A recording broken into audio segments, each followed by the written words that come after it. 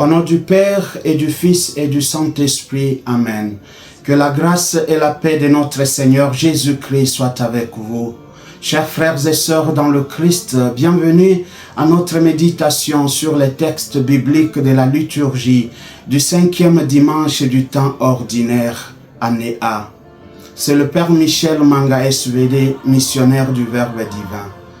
Bien-aimés dans le Christ, le thème que je propose pour ce 5e dimanche du temps ordinaire est « Être lumière et sel de la terre par une foi incarnée dans la charité ».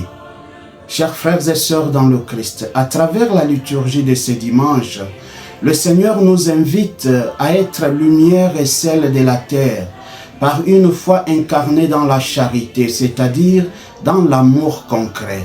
Dans la première lecture tirée du livre d'Isaïe 58, 7 à 10, le prophète démonte une religion purement extérieure et affirme que la lumière véritable naît de la charité concrète. Il s'est dénoté que Isaïe 58 appartient au trito Isaïe, c'est-à-dire du 56e au 66e chapitre. Cette partie est adressée au peuple revenu de l'exil à Babylone vers la fin du 6e siècle avant Jésus-Christ. Le contexte est celui d'une communauté religieusement active, mais socialement injuste, divisée et spirituellement frustrée. Le peuple jeûne, prie, observe les rites, mais ne voit pas de changement et accuse Dieu de ne pas répondre. Maintenant, le prophète révèle que le problème n'est pas l'absence de Dieu, mais la rupture entre le culte et la vie du peuple. Il y a dichotomie entre ce que le peuple prétend croire et sa vie concrète. Le prophète Isaïe redéfinit le jeûne comme une foi tournée vers l'autre. Il dit « Partage ton pain avec celui qui a faim. Recueille chez toi le malheureux sans abri. Couvre celui que tu verras sans vêtements. Ne te dérobe pas à ton semblable. » Le pain est symbole de la vie. Il ne s'agit pas de donner des restes, mais de partager ce qui est vital. C'est une invitation au partage, à la charité. Deuxièmement, le prophète invite le peuple à l'hospitalité. Accueillir le pauvre, c'est-à-dire être sensible aux besoins des autres, surtout les marginalisés de la société. Et troisièmement, ne pas voler notre semblable. Le mot hébreu « bassar », traduit en français par « semblable », signifie la chair. Le pauvre n'est pas un autre abstrait. On n'est pas dans la spéculation. Le pauvre est de la même chair que moi. Cela signifie que le vrai jeûne consiste à restaurer les relations humaines brisées. Verset 8 conclut en disant « Alors ta lumière brillera comme l'aurore, ta blessure se fermera rapidement. » Le mot « alors » est très important pour comprendre le nœud du problème et sa solution. La lumière n'est pas produite par la prière passive, mais engendrée par la justice vécue dans la charité. La lumière est une image de la vie, de la bénédiction et de la présence de Dieu. Et la guérison de la blessure évoque la restauration intérieure et communautaire. La prière devient efficace quand la relation aux autres est pacifiée. Le verset 10 dit « Si tu donnes aux malheureux ce que tu as en toi-même, ta lumière s'élèvera dans les ténèbres et ton obscurité sera lumière de midi. » Le texte hébreu est très fort. Il ne dit pas seulement donner quelque chose, mais donner sa propre vie, son souffle, son âme, nefesh. Il s'agit d'un engagement total à faire vivre, à promouvoir la vie avec ce que nous sommes et ce que nous avons reçu de Dieu. C'est s'impliquer dans l'édification de ce qui amène l'harmonie, l'ordre et le développement intégral de la vie communautaire. Ainsi, même au cœur des situations obscures, la justice vécue dans la foi et dans la charité engendre la lumière de l'espérance pour un monde meilleur.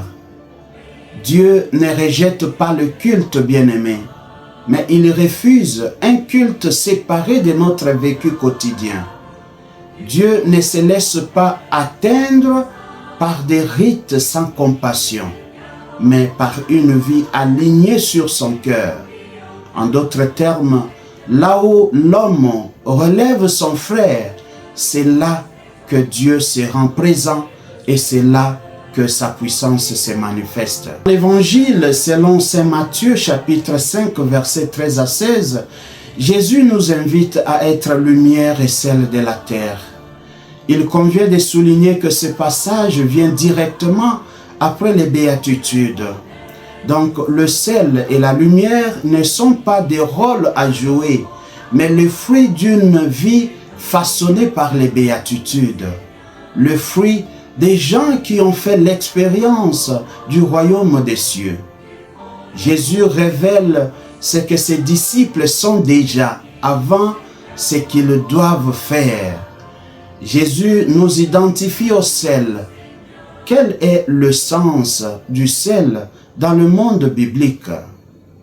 Dans l'Antiquité, bien-aimé, le sel est un agent de conservation contre la corruption, un donneur de saveur et un symbole d'alliance durable, comme dit Nombre 18-19. Je te donne ainsi qu'à tes fils et à tes filles avec toi toutes les offrandes sacrées que les Israélites présentent au Seigneur, comme une part réservée à perpétuité. C'est une alliance de sel perpétuelle devant le Seigneur pour toi et pour ta descendance avec toi. Donc être sel signifie dans ce contexte empêcher la dégradation morale, préserver la vie et rappeler l'alliance de Dieu avec l'humanité.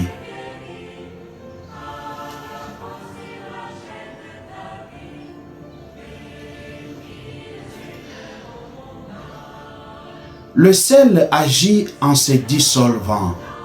Il disparaît pour que la nourriture vive. C'est une invitation à ne pas se mettre au centre de notre vie et de la mission que le Christ nous a confiée. Nous avons la mission de laisser la vie divine régner là où nous sommes. On se donne jusqu'à s'effacer pour que les gens fassent l'expérience de Dieu lui-même. En d'autres termes, être sel, c'est accepter de se dissoudre, renoncer à briller pour soi, choisir la fécondité plutôt que la visibilité. Si le sel devient fade, comment lui rendre de la saveur, demande Jésus. Techniquement, le sel pur ne perd pas sa saveur. Jésus utilise une image volontairement paradoxale pour dénoncer une vie vidée de sa substance, une identité chrétienne sans impact réel. Le sel inutile est jeté dehors et piétiné. Une foi sans cohérence devient insignifiante. Vous êtes la lumière du monde. Une ville située sur une montagne ne peut être cachée. Dans la Bible, la lumière est symbole de la présence de Dieu, signe de la vie, de la vérité et du salut. Dans Isaïe 42 et 49, Israël est appelé lumière des nations. Jésus reprend cette mission et la confie à ses disciples. La lumière n'est pas privée, elle est missionnaire par nature. La lampe doit être placée sur le lampadaire. La lampe est généralement petite, fragile et parfois limitée. Mais lorsqu'elle est bien placée, elle éclaire toute la maison. Jésus ne demande pas une lumière éclatante, mais une lumière justement située, offerte à tous. Être lumière, c'est refuser la duplicité, c'est laisser transparaître l'évangile et éclairer sans juger. Jésus termine cet enseignement en nous faisant comprendre que la finalité de la vie chrétienne est la gloire de Dieu lui-même, c'est-à-dire l'agir chrétien vise la gloire de Dieu, pas autre chose. Il dit que votre lumière brille devant les hommes, alors voyant ce que vous faites de bien, ils rendront gloire à votre Père qui est aux cieux.